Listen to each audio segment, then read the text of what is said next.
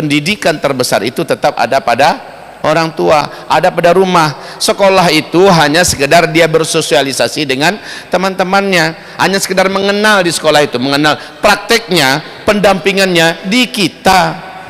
Di sekolah itu paling-paling hafal 1 juz, di kita bisa 10 juz, ya. Maka kalau dikatakan kami tak punya pola, kami tak punya metode, kami tak tahu caranya, coba kita bertanya pada emaknya si Ahmad dari Bang Ahmad dengan adiknya namanya siapa mah? Aisyah juga kalau nggak salah ya. Jadi orang awam juga beliau, cuman ketegarannya sejak jam 2 saya sudah bangun katanya, sejak jam 2 saya sudah bangun, saya persiapkan segala sesuatu untuk anak. Jam 2:30 anak sudah dibangunkan, mereka disuruh mandi, digosok giginya, disampokan rambutnya, ya, dibasahi dan disabuni badannya. Setelah itu anak segar disuruh minum, ya, minum apakah minum madu, minum susu apa saja. Habis itu anak mulai menghafal Quran. Begitu dia dampingi, dia simak hafalan Quran anak-anaknya itu, dia simak. Hal yang sama juga dilakukan oleh Musa yang sempat mengguncang dunia. Di usianya masih kurang 6 tahun sudah juara 3 tingkat dunia. Itu dengan bahasa lidahnya masih cadel baca Al-Quran, ya, sudah juara 3 di Mesir. Apa kata dosen-dosen dan dekan-dekan Al-Azhar University? Anak ini kalau sudah pandai bahasa Inggris, bahasa Arab, matematika, kami akan berikan gelar LC kepadanya. Usia waktu itu kurang 6 tahun. Kalau bahasa Inggrisnya, matematikanya dan bahasa Arabnya sudah bagus, itu paling-paling setahun itu, ya, kami akan berikan gelar LC kepadanya. Lewat itu ijazah SD, ijazah SMP, ijazah SMU, ijazah langsung menuju dapat gelar ijazah S1. Syekh Ahmad Syarif usianya 12 tahun waktu diwawancarai, usianya baru 12 tahun, diwawancarai oleh acara Musafir Ma'al Quran, ya Maya. Di waktu itu acara ini dibawa oleh Syekh apa itu yang di Wesal TV. Jadi Syekh Ahmad Syarif ini usianya 12 tahun, cuma dia digelari Syekh. Kenapa dia digelari dengan gelar Syekh? Karena dia sudah hafal Al-Quran di usia 9 tahun 30 juz seperti Bang Ahmad tadi, hafal dengan lembaran apa tuh, surat, nomor ayat, dia hafal semuanya dengan tepat. Bahkan hebat itu karena dia mengerti bahasa Arab, dia juga tahu arti-arti ayat Al-Quran. Ini sekarang sudah terjadi dengan Ahmad dan Kamil. Kita semua tahu dengan Ahmad dan Kamil, ya.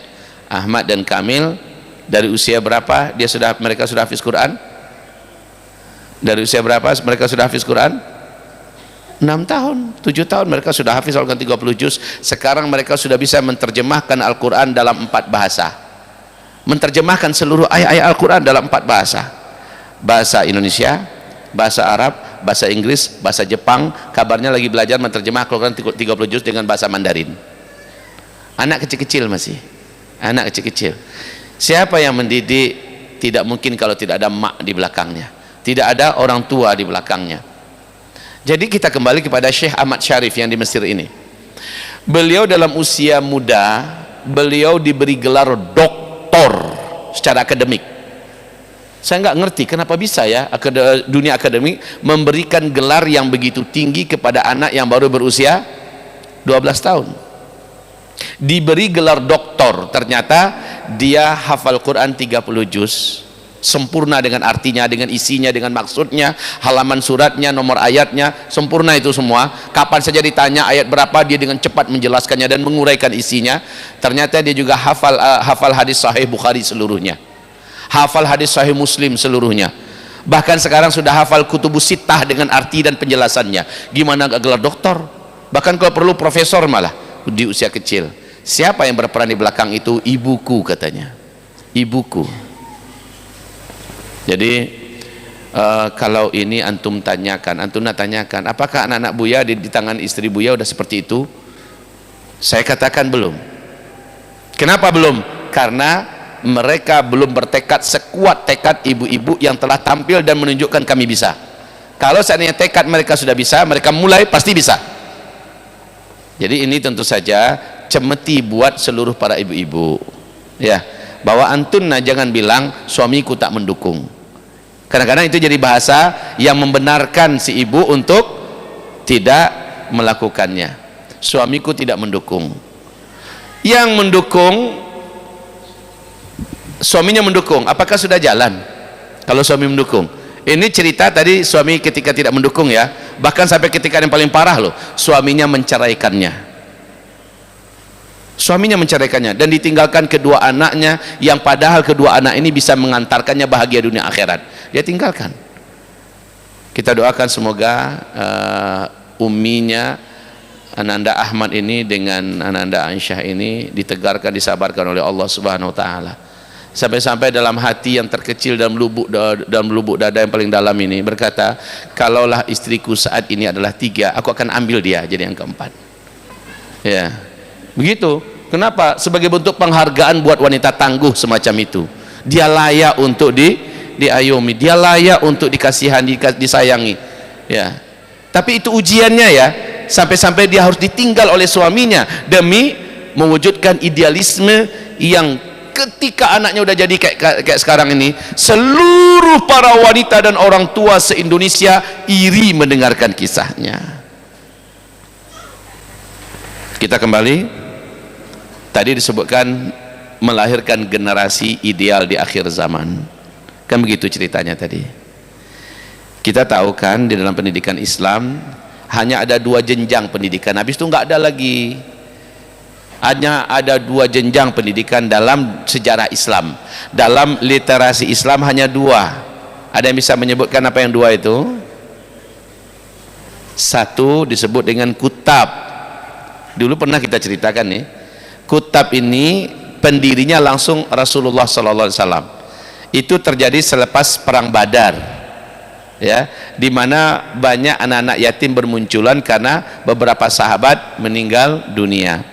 Anak-anak yatim ini dikumpulkan oleh Rasulullah dalam satu halaqah itu 10-12 orang. Ada satu guru di mana anak-anak ini dari usia 5 tahun sampai usia 11-12 tahun. Ini halaqah kutab.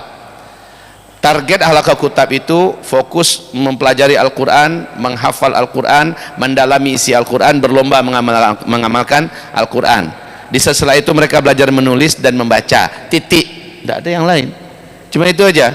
Selesai mereka berlomba-lomba, ada yang setahun selesai, ada yang 2 tahun 3 tahun selesai, dan sementara mereka sudah pandai menulis, sudah bisa membaca, ya, tinggal mendalami apa maksud daripada ayat-ayat, maksud, kemudian mereka berlomba mengamalkannya. Jadi seluruh mereka dalam waktu yang singkat mengerti Al-Quran luar dalam, bisa menuliskannya, membacanya dengan benar, hafal Quran 30 juz. Maka mereka sudah mengenal apa itu awan, apa itu laut, apa itu tanah, apa itu janin, apa itu rahim, apa itu suami, apa itu istri, bagaimana proses lahir, dan bagaimana dengan perkawinan, pernikahan, kan lengkap dalam Al-Quran itu. Mereka pelajari otomatis, mereka ahli fikih. 30 juz mereka hafal Quran, ngerti isinya, ahli fikih loh. Mereka ahli sejarah karena situ ada sejarah para nabi-nabi, sejarah kaum-kaum sebelumnya, karena mereka belajar, mereka tahu semuanya di usia kecil loh. Mereka sampai ke tingkat ahli karena ada ayat yang mereka sudah kuasai, mereka hafal. Itu kutab. Makanya generasi yang dibina oleh Rasulullah adalah generasi Qurani. Jadi kalau kita nggak mau banyak teori lah, bagaimana cara melahirkan generasi yang paling hebat? Diqurankan mereka dulu semua, gitu loh. Diqurankan mereka dulu semua ala Rasulullah SAW. 30 juz, kemudian arti dan maknanya. Oh, saya nggak tahu. Kalau begitu adakan halaqah di mana para ibu-ibu wajib mempelajari arti dan maknanya kepada ustaz-ustaz yang ada. Setelah itu ibu ajarkan kepada anak-anaknya di rumah. Nggak apa-apa satu surat demi satu surat pendek, ya. Habis itu ajarkan pada anak-anak di rumah. Gitu. Tapi anak-anak sekarang beda, Bu, ya. Sudah ada game yang memecahkan konsentrasinya. Sudah banyak kan alasan-alasan ibu-ibu macam itu kan. Disinilah butuh kita sedikit banyaknya bantuan sang ayah sebagai singa rumah tangga. Harus ada itu, ayah sebagai singa rumah tangga.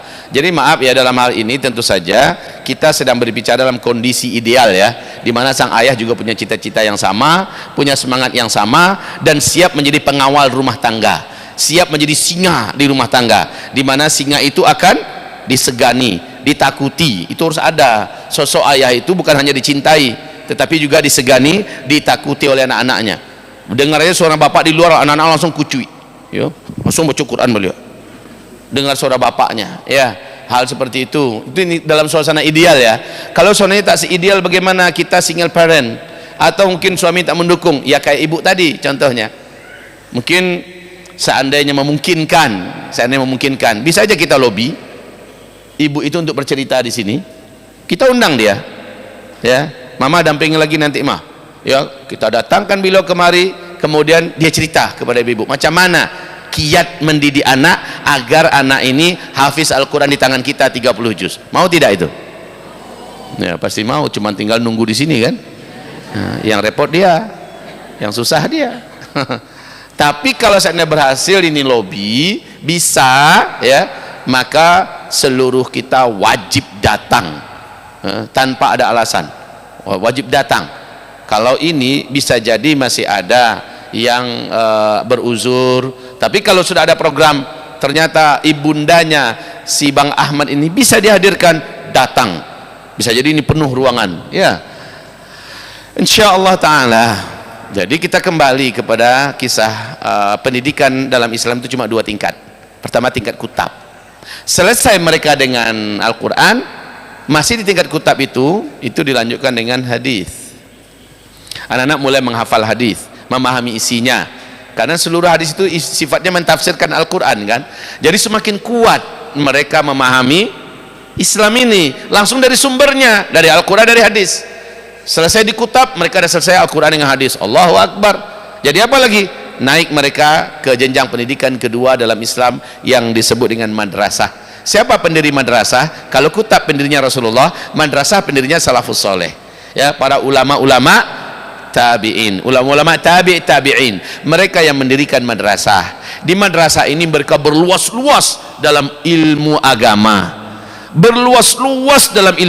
fikihnya mantap, ya, mustalahul hadisnya, ulumul Qur'annya, akidahnya, sirahnya, mendalam semuanya. Di tingkat itu sudah selesai, biasanya usia 17-18 tahun, tingkat madrasah selesai, mereka langsung menjadi pemimpin.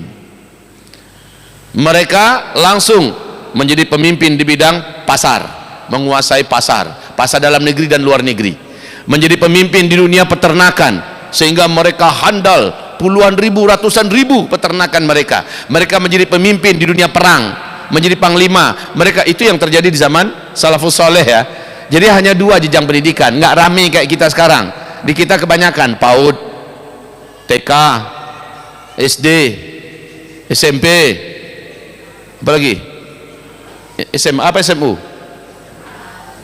Yang benar SMU apa SMA? SMA ya. Ya udah SMA. Banyak Pak, nih 2 nih. Masya Allah, promosi. Nah, ini promosi, ini madu yang diruqyah oleh Buya Uzma. Alhamdulillah sudah ribuan orang memberikan laporan, sangat takjub dengan hasil mereka meminum madu asli yang telah diruqyah ini. Kami diberi Allah kesehatan, kesembuhan, dan bla bla bla cerita mereka. Alhamdulillah kami bangga. Dan kalau orang lain menikmatinya, masa saudara sendiri yang di sini tidak menikmatinya? Jadi ini tersedia di luar sana, promosi nih Pak.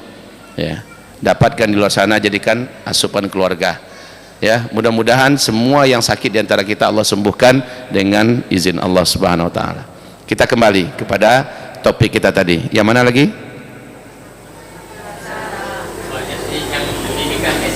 Ya, terlalu rame. Gitu juga mata pelajaran, rame nggak karu-karuan, menyemak aja sekian ya, rapotnya itu, isinya mata pelajaran tahap apa lah namanya di situ tuh. Ya, kalau ditanya anak satu-satu, nggak ada yang masak satu pun, nggak ada yang masak, rame nggak karu-karuan. Nah, itu warna-warni lagi, ada warna merah, ada konsep pendidikan yang macam itu jelas konsep pendidikan yang tidak sehat. Kenapa itu diciplak dari barat? Padahal al-Islam ya'lu wala yu'la alaih. Islamlah yang tertinggi dalam hal apa saja, termasuk di dunia pendidikan. Islam yang tertinggi. Kita bukan ngesok ya, tetapi kenyataan. Islamlah yang melahirkan penemu-penemu besar dunia dalam sejarah. Yang lain hanya mampu memberi nama-nama yang agak kebarat-baratan, padahal Islam juga. Ibnu Sina mereka sebut dengan Avicenna, ya. Siapa lagi? Al-Jabbar mereka sebut dengan apa? Mereka sebut nama-nama tokoh-tokoh kita ini dengan nama-nama dibarat-baratkan. Lalu mereka coba mutar-mutarkan sejarah, tapi mereka gagal, malu sendiri mereka. Ternyata penemu-penemu besar dalam Islam adalah orang Islam semua. Penemu listrik orang Islam, penemu kereta orang Islam, penemu pesawat orang Islam, penemu-penemu besar ternyata orang Islam. Penemu ilmu perbintangan orang Islam, penemu ilmu matematika orang Islam, penemu ilmu kedokteran orang Islam, sampai sekarang masih dipakai, buku-bukunya masih dipakai. Lalu kalau begitu apa sih yang dibanggakan dari Barat sehingga kita menciplak dari Barat? Kita belajarlah seperti generasi salaf dulu. Kalau mau melahirkan generasi hebat, pilihan yang lain tak ada. Di akhir zaman pilihan cuma satu, Qurankan anak-anak kita dulu semua. Sebenarnya kalimat ini 4-5 tahun yang lalu sudah diucapkan juga ini, tapi perlu diingat-ingatkan. Kalau tidak diingat-ingatkan lupa kita. Seolah hebat bana lo SMP orang yang anu tuh, ya. Kira-kira anak kita akan jadi apa gitu kalau dia masuk SMP anu, SMP favorit. Yang ada SMP kaporit. Dalam Islam itu gak banyak neko-neko, ibu-ibu, gak banyak model, gak banyak warna. Kutab madrasah selesai. Kalau gitu bisa nggak pesantren kita buat ala itu? Bisa, walaupun namanya terpaksa disesuaikan dengan undang-undang dalam negara kita. Ya, bisa. Kenapa tidak bisa? Selama pendidikannya kita yang pegang. Nah, yang paling penting, sebesar apa tekad Bapak Ibu menyambut konsep ini kembali dan dihidupkan di rumah tangga kita? Sejauh mana hebatnya semangat Bapak Ibu, semangat ibu-ibu menyambut konsep ini? Iyalah, saya setuju. Yang Buya Uzma katakan tadi, saya setuju. Kalau begitu gimana? Saya dan suami akan berembuk hati-hati, kami ingin terapkan ini di rumah tangga kami. Mungkin saja dari Bapak Ibu pertama-tama akan lahir anak yang macam Bang Ahmad, ya, anak seperti Kamil, anak seperti Musa, yang orang Indonesia, ya. Bisa jadi dari Rengat, dari sini munculnya. Kalau gitu nggak usah anak kami sekolah, Bu, ya. Ibu tahu tidak, macam Bang Ahmad sekarang itu, ijazah SD pun dia tak punya. Yang 13 tahun itu tak punya ijazah SD dia. Tapi ibu tahu tidak, seluruh perguruan Islam sekarang ini, pendidikan Islam mau menerimanya. Di tingkat SMP, mau masuk tingkat SMA, mau menerimanya, ya. Bahkan dengan bangga nanti kasih ijazah SMP, kasih ijazah SMA. Bahkan kalau tahu di luar negeri ini beliau akan ditarik untuk diberi gelar LC. Jadi maaf ya, kita masih berpikiran kuno, ibu-ibu. Pikiran kita adalah anak harus memiliki status, memiliki ijazah, yang dengan itu anak kita akan bisa masuk kuliah. Itu jalur reguler yang lambat. Kalau jalur yang pinter, yang cerdas, kayak Syekh Ahmad Syarif, 12 tahun jadi doktor termuda sedunia. 12 tahun itu kan jalur yang termuda. Kenapa kita harus ngambil jalur reguler saat ada jalur tol yang cepat? Ibu mau cepat atau mau lambat? Cepat berkualitas, cepat kuat dan hebat. Lambat tapi ala kadarnya. Lambat tetapi ya gitulah, gitu kan? Mau yang mana? Jawabannya sudah jelas. Kita mau cepat berkualitas. Jadi dalam Islam itu, pendidikan, usia pendidikan dalam Islam itu sebenarnya hanya 17-18 tahun selesai. Kemudian apa lagi? Mereka langsung memikul beban amanah yang besar untuk menjadi manusia yang bermanfaat di tengah manusia. Cepat enggak kalau begitu usia produktifnya? Dimulai di usia 18 tahun, 19 tahun. Muhammad Al-Fatih yang menaklukkan Konstantinopel, manusia yang disebut Nabi dalam hadis manusia terbaik, raja terbaik, tentaranya tentara terbaik. Usia berapa dia selesai belajar dengan Syekh Syamsuddin, oleh Syamsuddin? Usia 18 tahun, 19 tahun selesai belajar, selesai diangkat jadi sultan. Gitu seharusnya, ya. Seharusnya gitu, diangkat jadi sultan. Bertahun-tahun dia berpikir, mencari jalan dan berikhtiar, bertahun-tahun dia mempersiapkan, dan di usia baru 22 tahun Konstantinopel, benteng terkuat dan terhebat seluruh dunia, penggenggam penguasa dunia pada masa itu, tumbang dalam kekuasaannya oleh seorang pemuda yang baru usia 22 tahun. Di sekarang baru tahun akhir kuliah, masih bingung menentukan jati diri, masih sibuk main game online, betul, mimpi dengan dapat penghasilan dari online, game online. Apa ini? Ini menunjukkan bahwa kualitas pendidikan yang disadur, pola, metode, konsepnya dari barat sebenarnya jauh tertinggal, tapi kita belum terbangun ya, belum move on lagi, kita belum tersadarkan, kita masih terhanyutkan dengan suasana ini. Sekarang saya katakan agar realistis, tak apalah, lanjutkan saja, jalankan saja, tapi kunci konsep ini dalam patri, konsep ini dalam kesepakatan suami istri, kita akan utamakan anak kita di sini dulu. Tuntaskan agama mereka, masakkan Al-Quran mereka, masakkan hadis mereka, selesaikan mereka jadi ulama, ya, ikut jalur itu, walaupun pendidikannya pendidikan formal ya, masakkan itu. Ya, di pendidikan formalnya adalah jalur pesantren. Apalagi pesantren kita sini udah mau buka. Tahun ini kabarnya udah mulai buka ya. Antum percayakan saja, baru buka nanti belum siap. Biasanya baru-baru itu akan lebih hati-hati, lebih prioritas dia dan sebagainya. Oh, sananya tidak bisa, ada pun Ponpes Buya Uzma di sana. Nunggu putra putri bapak ibu antar ke sana. Ini beberapa ikhwan kita anaknya ada di sana.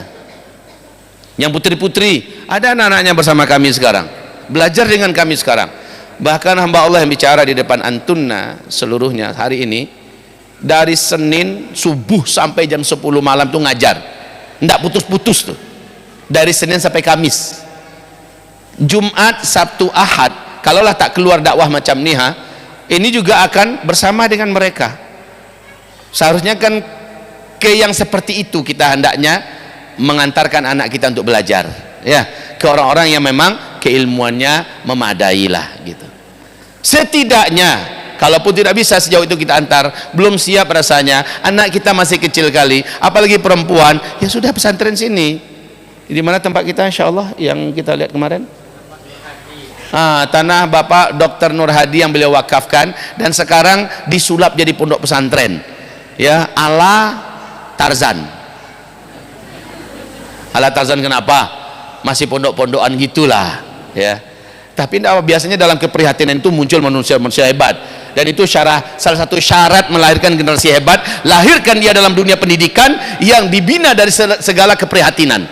Harus itu, jangan dimanjakan berfasilitas AC, kamarnya standar hotel bintang 5, pakai pakai ini juga lift ya, kemudian makannya standar internasional semacamnya. Anak itu tak akan jadi, ya. Kalau untuk menyenangkan orang, secara naluriah orang pengen disenangkan dan nggak perlu belajar untuk senang itu, tapi untuk mengajar susah. Ini dia baru pendidikan. Kembali kita kepada konsep sayang kanak bapak tangihan, sayang kabini batingga-tinggaan. Halo, mana bapak-bapak kita? Sayang kabini batingga-tinggaan. Ini lain lagi kajinya, karena bukan sekarang temanya. Kita fokus bagaimana melahirkan generasi, ya. Jadi ibu kalau sering-sering ditinggal suami, asal untuk dakwah, untuk pendidikan, untuk kebaikan semacamnya, itu tanda suami sayang pada kita. Coba kalau kita dierami terus oleh sang suami, sebentar aja tuh babulu cik mata udah mencelia udah di rumah taruh keluar lalai, ya. Baik, kita kembali ke topik kita. Jadi macam mana melahirkan generasi yang hebat? Tidak banyak-banyaklah teori kita kembali kepada asas awal. Dari dini anak kita diqurankan, dari dini, di lingkungan Quran. Siapa yang mengasuhnya? Jangan andalkan orang lain. 80% andalkan diri kita. Halo ibu-ibu, berapa persen? 20% baru ke sekolah. Kalau ada nanti privat, ada guru tempat lagi bisa ngajarkan anak kita, antarkan ke sana, masih masuk dalam 20%. Yang 80%-nya sama siapa? Sama ibu. Yang bapak jangan merasa senang ya, lalu berpangku tangan habis itu. Sekali lagi, ibu hanya bayang-bayang. Sejatinya adalah bapak-bapak. Ibu hanyalah bayang-bayang. Bayang-bayang itu nggak akan kuat kalau tidak ada aslinya. Kan bayang-bayang itu baru ada kalau aslinya ada, ya kan? Awas, kalau aslinya bengkok, bayang-bayang juga ikut bengkok. Jangan yang bapak-bapak nuntut bini, kamu harus, dia sendiri udah lurus apa belum? Nuntut bayangannya lurus padahal dia sendiri bengkok. Karena utak nama tuh. Dia harus lurus supaya bayang-bayangnya lurus. Nah, ibu-ibu kekuatannya rumah tangga ibarat bayang-bayang itu, dan bayang-bayang itu tak bisa lepas dari seorang figur aslinya, itu suami. Jadi suami dalam hal ini punya kajian khusus pula. Kajiannya dialah yang inti. Kalau dia memang mendukung, dia harus tampil bersama dengan istrinya. Tidak apa-apa istri jadi asisten, istri itu kan menyimak anak semacamnya, tapi yang mengatakan, nah, yang itu bapak itu, ya, Bu, nanti kalau anak itu kasih tahu apa ya, gitu, harus jelas. Tapi ketika anak melakukan hal-hal yang cemerlang, si bapak juga berikan kabar-kabar gembira. Anakku, bila engkau telah nanti tamat 1 juz, bapak kasih hadiah anu. Dapat nanti 10 juz, hadiahmu anu. Dapat nanti 30 juz, hadiahmu nanti anu. Bapak akan bawa kamu nanti ke anu. Nah, itu kan, pokoknya anu. Tapi kalau kalian main-main, kalian baru tahu siapa bapakmu, ya. Begitu. Itu untuk bapak. Sekarang kita kembali pada ibu. Pertanyaan balik muncul, bagaimana kalau suami kami tak mendukung? Bagaimana kalau suami kami tak ada? Yang tak ada nikah cepat. Yang tak mendukung ada contoh. Kita selama punya tekad dan kemauan, dan itu dijalankan dengan kesabaran penuh dengan ujian yang akan kita ini, sabar, tabahlah, ikhlaskan hati kita terus dan minta pertolongan Allah SWT. Allah pasti akan bantu. Allah pasti akan tolong. Ngapain kira-kira ibunya si Ahmad bangun jam 2? Kalau enggak dia mempersiapkan segala satunya, termasuk doa. Pasti dia tahajud, pasti dia doa, ya Allah tolong hamba, ya Allah kuatkan hamba, ya Allah dalam mengasuh anak-anak hamba. Bukan sebentar, ya. Dari jam 3 sampai malam dia nyimak anak-anaknya terus, bolak-balik nyimak anak-anaknya terus. Apa enggak ada waktu masaknya? Ada. Ketika dia masak, anak-anaknya disuruh merajaah, ya, disuruh mempersiapkan diri segala macamnya. Jadi hafalan anak itu bolak-balik. Si ibu mau mendedikasikan umurnya, mewakafkan hidupnya, yang sebenarnya tak akan lama insya Allah. Karena ketika anaknya sudah kuat bersamanya, anaknya akan dikirimkan ke syekh lagi. Syekh saat itu mana mau dia nerima santri kalau bukan anak ini sudah layak menjadi muridnya. Tidak mau. Betapa banyak orang-orang daftar se-Indonesia ke beliau, udah 30 juz hafalan beliau ditolak oleh Syekh Sa'ad, ditolak semua. Kamu tak layak. Datang si Ahmad ini, si abang Ahmad ini yang usia 13 tahun, diterima oleh Syekh. Kenapa? Dia sudah memenuhi syarat. Coba lihat. Nah, ibu-ibu ngasuh anak yang macam ini di rumah, Bu. Ngasuh anak-anak yang macam itu. Untuk belajar berikutnya, ibu jangan cemas lah. Bahkan sampai-sampai Syekh Sa'ad bilang begini, Buya Uzma, bagaimana kalau umpamanya anak ini kan sekarang udah ditinggalkan oleh ayahnya, dan sekarang dia ditanggung oleh sebuah lembaga yang dia pun tak mau di lembaga itu karena dia mau bersama syekh di sini. Bagaimana? Apa kata saya? Kalau begitu kita tampung anak ini. Nanti dia tinggal di mana? Kita siapkan rumah untuknya. Bagaimana makan minumnya? Kita beri dia makan minumnya. Kita siapkan segala-galanya. Pokoknya kita akan kuliahkan dia sampai ke Timur Tengah, sampai bermulazamah dengan syekh-syekh, ya, sampai dia dapatkan sanad sampai jadi ulama. Macam itu.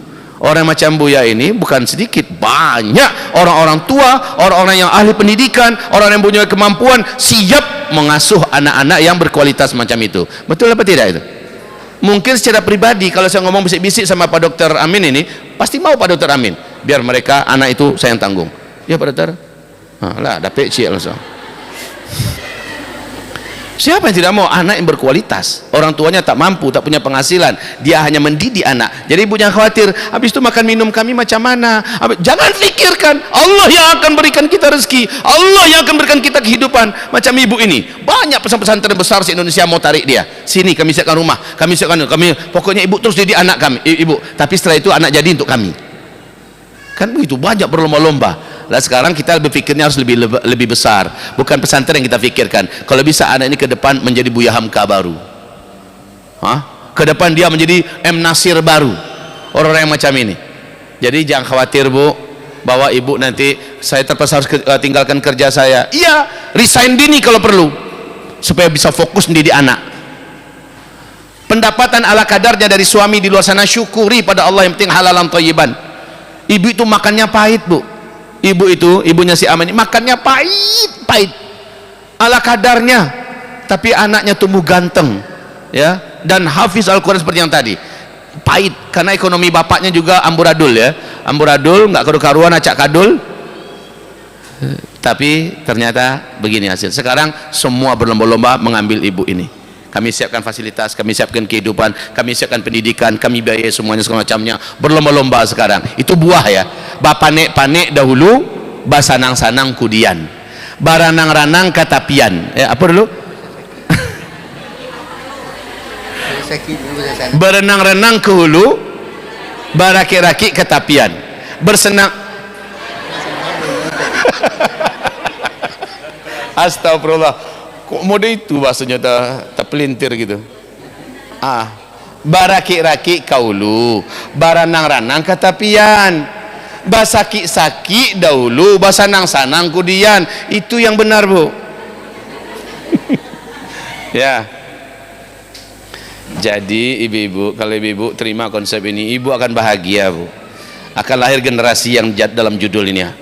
Lahir generasi umur 17 tahun 18 tahun, dia yang akan menjadikan ibu-ibu menjadi wanita terkenal, besar, harum dunia akhirat. Di langit ibu terkenal sebagai wanita yang tegar, tabah dan sabar, sementara di dunia ibu-ibu akan dieluk-elukan oleh banyak para orang tua. Sementara rezeki ibu tak terbendung-bendung lagi, tak terbendung-bendung lagi. Dari berbagai pintu Allah akan datangkan rezeki. Wa yarzuquhum min haitsu la yahtasib. Allah akan beri mereka rezeki dari arah yang dia tak pernah bayangkan. Ada aja rezekinya, ada aja rezekinya. Baiklah, sebagai pengantar, pemberi semangat kepada emak-emak kita nih ya, yang merasa belum emak-emak karena masih muda, ada asa dan semangat baru ya. Kalau gitu aku nanti kalau bersuami, aku minta mau nggak sama-sama mendidik anak dari dini ya, bareng. Yang masih muda-muda ya, yang sudah punya suami, saya akan bujuk suami saya supaya dia mau mendukung program yang akan kami terapkan di rumah tangga. Walaupun suami sibuk bekerja di luar sana, tapi dia mendukung sepenuhnya dan siap menjadi singa dalam rumah tangga untuk menjadi penjaga dan pengawal program yang sekarang kita sedang diskusikan.